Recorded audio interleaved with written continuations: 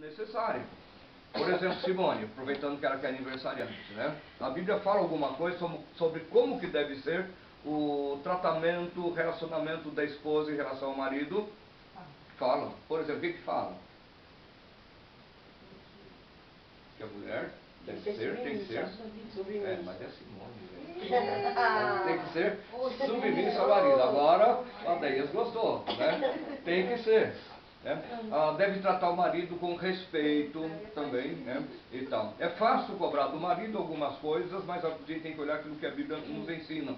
Então, se nós tivermos a palavra de Deus no coração e meditar nessa palavra continuamente, a hora que a gente precisa, a gente vai agir de uma forma correta.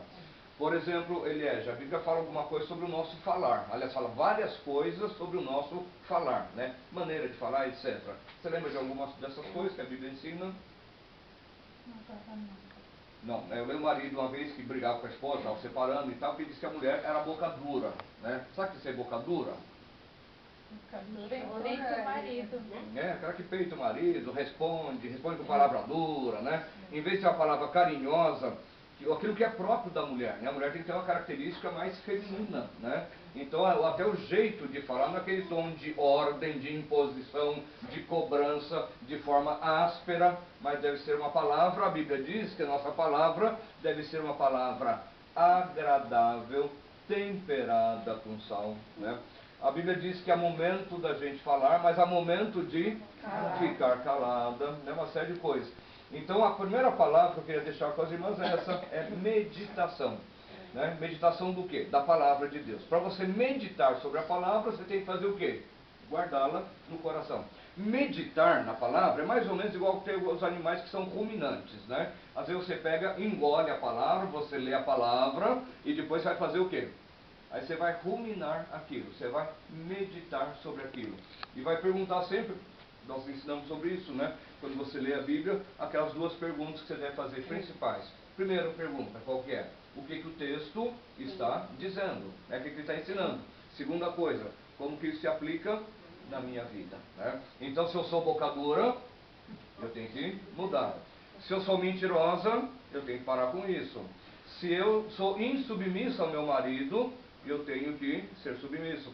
Se eu provoco meus filhos a ira, que eu não devia provocar, mas eu devo tratá-los com amor também e discipliná-los, a disciplina, ensiná-los no caminho que deve andar e assim por diante. Então eu vou aplicando a palavra de Deus. Então para isso eu preciso estar meditando na palavra. Então a primeira palavra é meditação.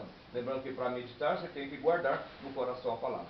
A segunda palavra é a palavra comunhão. Veja lá ainda no versículo 16.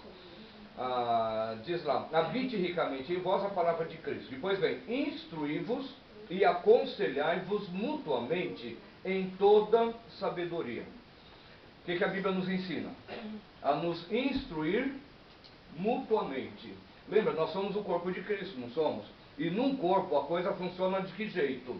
Tudo no corpo trabalha para o bem comum do corpo. Não é assim? Por exemplo, a mão não vai fazer uma coisa, por exemplo, se você precisa carregar alguma coisa. Se uma mão vai pegar aquilo para carregar e a outra vai para o outro lado, você não consegue carregar nada.